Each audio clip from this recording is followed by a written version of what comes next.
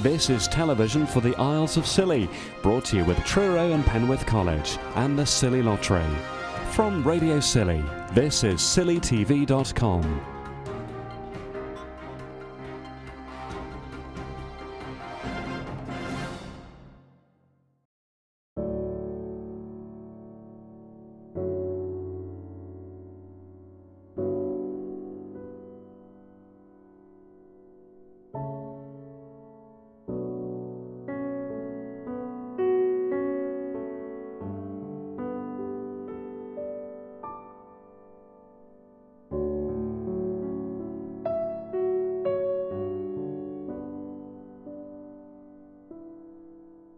It was something that was picked up originally by the architect that was engaged by the Duchy of Cornwall. His view was that it would be nice to reflect a monastic cloister feel, hence the cloisters and also the central courtyard. So it was something that has been always part of the design, but something I think that's also starting to look pretty much an impressive feature of the school. And how will that be used in terms of functionality? Having an outdoor space is nice to get the daylight in, but is there more to it than that? There is. The area will be paved, there'll be some timber decking, there'll be some sculptured benching.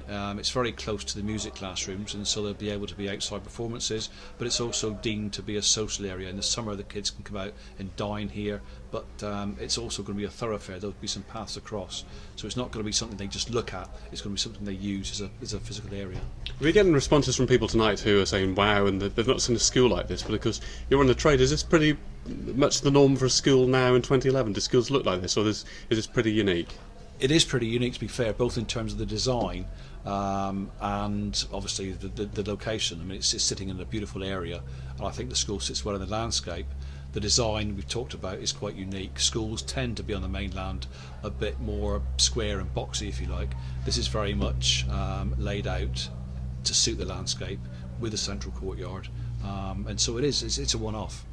Has the, if you like, sort of dual age group or dual school use of this site influenced the design and build in any way? It has. I mean, basically it's a single school. It's not distinctly primary, distinctly secondary, but there is a journey that the children will follow through nursery right along infant and junior, and then up into the secondary classrooms. So there is an educational journey, but also importantly the younger children will be able to share and use the facilities that ordinarily will be reserved purely for secondary children.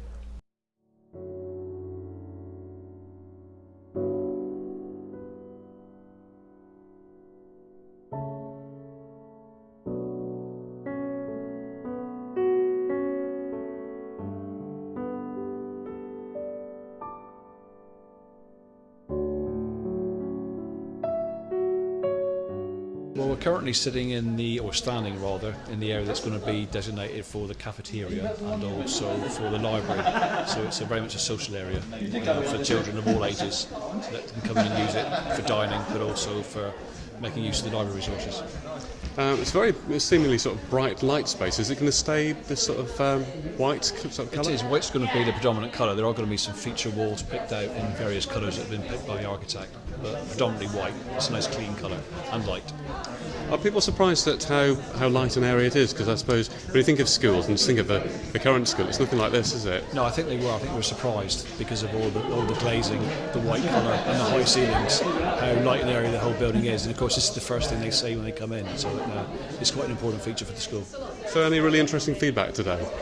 Lots of interesting feedback, all of it positive thankfully. Really commenting on how light an area this area is, how spacious the sample classroom looks, and also very positive feedback on the overall shape of the school and the courtyard centre.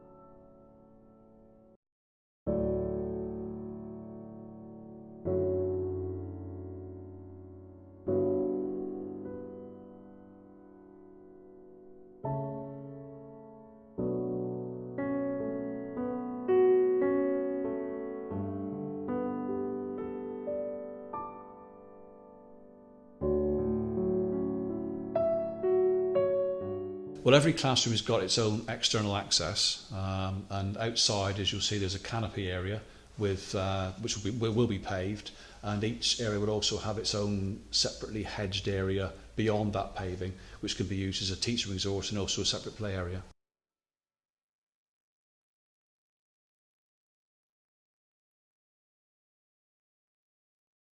The landscape has been pretty much advanced over the last couple of weeks, simply because we're now starting to construct the two major external play areas. There's a multi-use games area which will have a sand-dressed AstroTurf pitch, and also a netball court, which will also be marked out for volleyball, which will contain it's what's called polymeric. It's effectively a very hard rubber surface, so it's good from a safety perspective, but also gives the kids lots of options in terms of the activities they can partake in.